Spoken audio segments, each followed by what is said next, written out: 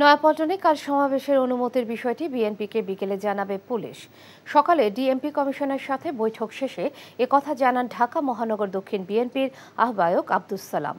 তিনি জানান, পুলিশ ইতিবাচকভাবে দেখছে।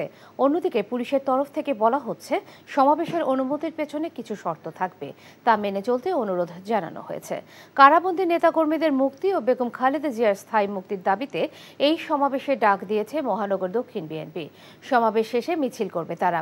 এছাড়া শনিবার সমাবেশে কর্মসূচি দিয়েছে যুবদল।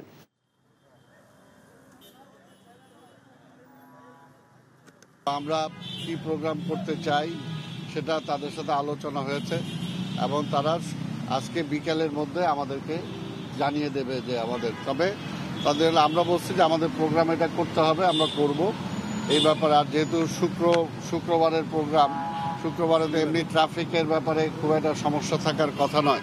মহানগরবাসীর সুবিধা অসুবিধার কথা চিন্তা করে আমরা এই সকল কার্যক্রমের ব্যাপারে কিছু অনুরোধ করে থাকি।